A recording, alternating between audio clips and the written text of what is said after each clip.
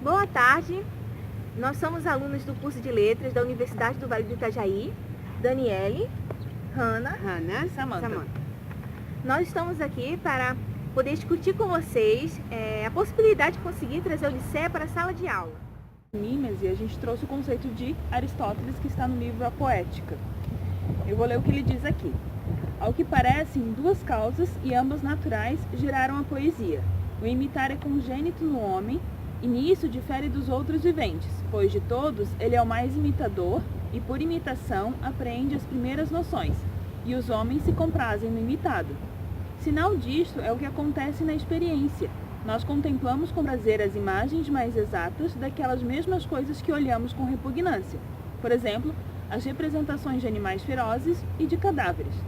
Causa é que o aprender não só muito apraz aos filósofos, mas também igualmente aos demais homens, se bem que menos participem dele. Efetivamente, tal é o motivo por que se deleitam perante as imagens. Olhando-as, apreendem e discorrem sobre o que seja cada uma delas, e dirão, por exemplo, este é tal. Para Aristóteles, o conceito de arte através da mímese é positivo. A ideia dele de que a arte através da mímese, ela traz a ideia de contemplação, de possivelmente ver a estrutura essencial. Ela traz uma reflexão, né? Através da cópia, porque nada é uma original, tudo é cópia. Então, através daquela cópia, ele traz uma reflexão e a pessoa consegue extrair um pouco da realidade dentro daquela cópia da realidade. Que com isso contrapõe o de Platão, que justamente ele vê a arte como algo mais negativo, porque é a cópia da cópia do mundo das ideias, que o mundo das ideias é o que seria perfeito, né? Então, essa cópia da cópia não afastaria da razão e justamente é o que está contrapondo aí. Ele acredita que se você se deixar levar pela arte, você está se deixando levar pela emoção. Então, a partir daí você está se afastando da razão, você está ficando longe do mundo das ideias, né? Você está se afastando do mundo das ideias. Então, você não está agindo da forma adequada como deveria agir como ser humano. Mas quando a gente produz, a gente normalmente busca a essência daquilo que é real, né? Então, na reprodução, na arte, a gente está reproduzindo, tentando colocar a essência do que é verdadeiro. Dentro da arte. Para Aristóteles, Homero, que é o criador, é o autor da Odisseia e também da Ilíada, ele foi o supremo poeta do gênero sério e ele não só se distingue pela excelência, como também pela afeição dramática das suas imitações.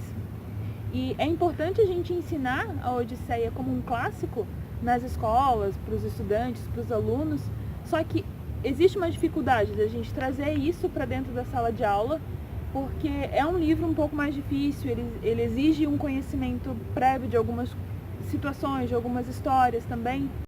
E como que a gente vai trazer isso para o aluno? Como que a gente vai fazer o livro A Odisseia ser interessante para o aluno dentro da sala de aula?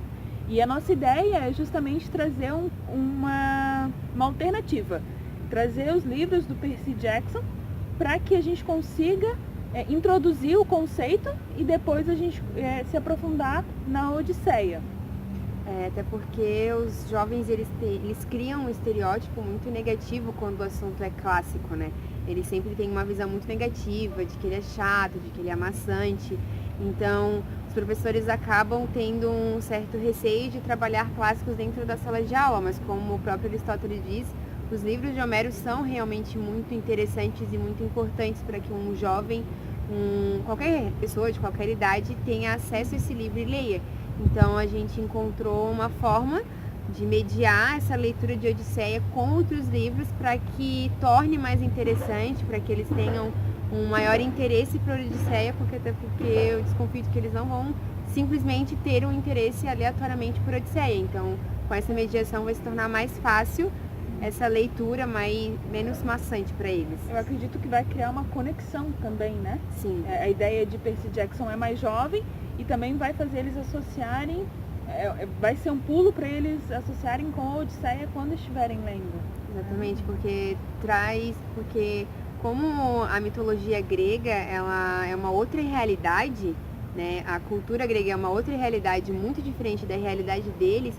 se não houver esse contexto de realidade para eles, fica muito difícil com que eles se interessem pelo livro, se identifiquem ou queiram ler aquele livro.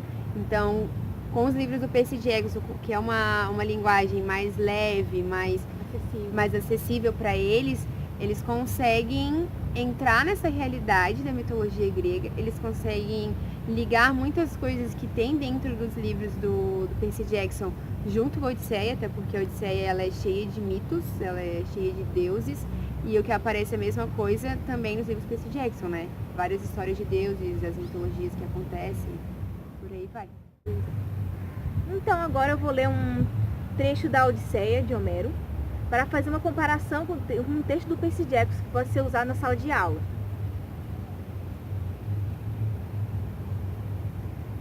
Ela os levou para dentro e ofereceu-lhes cadeiras e tronos e misturou-lhes, depois, louro-mel, queijo e branca farinha e vinho pirâmio. A bebida, assim feita, em seguida mistura droga funesta, que logo da pátria os fizesse esquecidos. Tendo-lhes dado a mistura, e depois que eles todos beberam, com a vara os tocou e sem mais os meteu na pocilga. Tinham de porcos realmente a cabeça, engruído, a figura e as cerdas grossas, mas ainda a consciência anterior conservavam. Dessa maneira os prendeu, apesar dos lamentos, lançando-lhes cice, bolotas, asinhas e frutos que dá o piriteiro, para comerem. Quais porcos que soem no chão rebocar-se. Dani, e qual é a relação que a gente consegue fazer desse trecho que tu leu com o livro do Percy Jackson? Em que história que tá? Como é que tu consegue relacionar isso? Tem um exemplo aqui no Percy Jackson que basicamente faz uma adaptação desse momento, né? Que é quando o Percy sai em sua aventura com seus amigos, né? Em um momento que eu vou aqui ler rapidinho. Tinha um sabor que aparentava milkshake de morango. Quase imediatamente uma sensação calorosa se espalhou pelas minhas entranhas. Agradável de início, depois dolorosamente quente, escaldante, como se a mistura estivesse fervendo dentro de mim. Eu me curvei e deixei o copo cair. O que está acontecendo? Não se preocupe, Percy, disse C.C. A dor vai passar. Olhe, como eu prometi, resultados imediatos. Alguma coisa estava terrivelmente errada. A cortina caiu, e no espelho eu vi minhas mãos murchando, se encurvando enquanto cresciam garras compridas e delicadas. Pelos brotaram em meu rosto, embaixo da camisa, em todos os lugares mais constrangedores que você possa imaginar. Os dentes pareciam muito pesados na minha boca. Minhas roupas estavam ficando grandes demais, ou CC estava ficando alta demais. Não, eu estava encolhendo. Num flash medonho afundei em uma caverna escura de pano. Estava enterrado em minha própria camisa. Tentei correr, mas mãos me agarraram. Mãos do meu tamanho. Tentei gritar por socorro, mas tudo que saiu da minha boca foi ick, ick, ick. Realmente dá pra gente perceber que na Odisseia, da mesma forma como ela trata da Circe, do Polifemo, ela trata dos deuses gregos, o Percy Jackson também traz essas histórias, também traz situações muito parecidas, que quando o aluno ele já leu o livro, ele consegue identificar essas situações mais fáceis dentro da Odisseia, né? É muito mais leve para ele a leitura, o sentido, a realidade, todo o contexto que tem por trás. Por isso eu acho que seria mais fácil mediar a Odisseia com outros livros que sejam mais interessantes para a idade deles, para então entrar na Odisseia e a leitura fluir mais naturalmente. É que assim é interessante essa intertextualidade desses dois textos, porque junta meio um pouco dos dois, porque também tem um preconceito do professor de letras, né, em trazer um texto de enredo mais jovem para a sala de aula, né, assim como o aluno tem preconceito com os clássicos. Então, isso aqui fazer esse paralelo, a gente consegue duas quebras. Sim, fazer uma ponte. E a gente dizer que um trabalha com enredo e outro é um clássico, por que é um clássico, né? Ensinar para ele, para os alunos, o porquê a Odisseia é tão conceituada e mostrar a diferença entre os dois, né? Acredito que talvez dê pra gente trazer como um primeiro momento o Percy Jackson, para eles perceberem que a Odisseia é infinitamente melhor, ou infinitamente melhor feito, melhor escrito, com certeza é, mas mostrar de fato o porquê. São estruturas diferentes, né? Isso.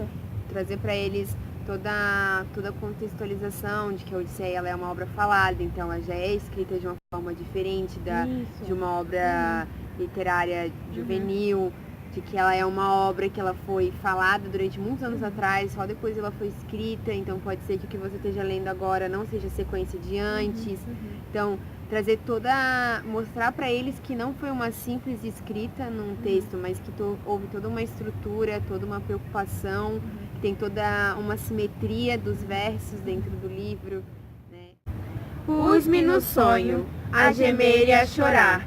As mulheres aquivas, de belas tranças ornadas, à volta de mim se postavam, pois me afligia bastante por ver os meus gansos sem vida.